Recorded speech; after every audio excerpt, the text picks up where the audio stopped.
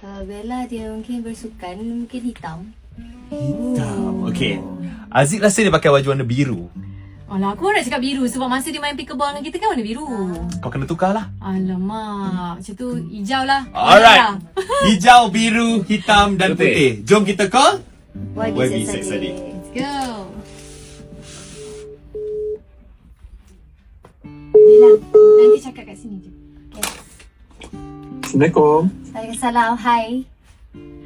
Hello. Hai, okay, kita orang actually tengah Kita orang? Okay. Okay, I sekarang ni nak tengah makan. Korang ni apa? Lambat je makan. Tak. Dah habis makan dah. Kenyang dah, Alhamdulillah. Oh, okay. Lambat je makan lunch. I dah makan lunch dah. You dah makan ke? You dah makan? Dah. Ambil makan awal. Okay, Alhamdulillah. Okay, you tengah pakai baju warna apa? Boleh tahu tak? Kenapa tanya pakai baju pakai warna apa?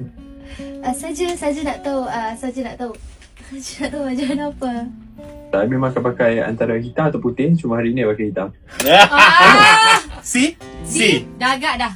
Bella je yang mengenali YB Sex Addict. Assalamualaikum YB. Apa tu kat belakang? Rindu tak nak on air dengan saya? Oh, ini confirm geng era ni.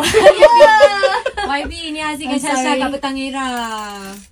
Ini bahaya tau dengan korang ni. Tapi korang memang kena bagi tahu baju pakai warna apa hari ni. Tak ada. Kita memang, I know Bella likes white and I wear black and white. Wow. Yin and yang. So Bella, Yin and yang pun boleh lah. disebabkan Bella betul, Bella ada something nak cakap dengan YB. Suruh dia nyanyi lagu ni.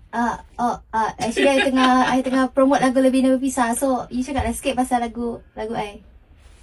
Oh, okay. Siapa yang belum dengar lagi, tolong dengar. Kalau tak dengar, sayang. Cuma saya menantikan bila daripada berpisah boleh bersama. Aduh. Bersama siapa boleh tahu? Mas Adi senyum aja dari tadi.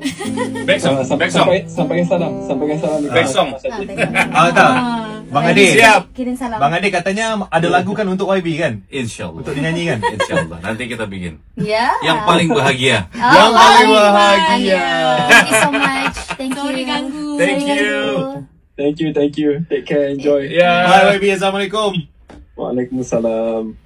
Wow. Itulah orang cakap kan, yang mengenali hanya seorang. Yeah. Yang lain semua salah. Semua salah.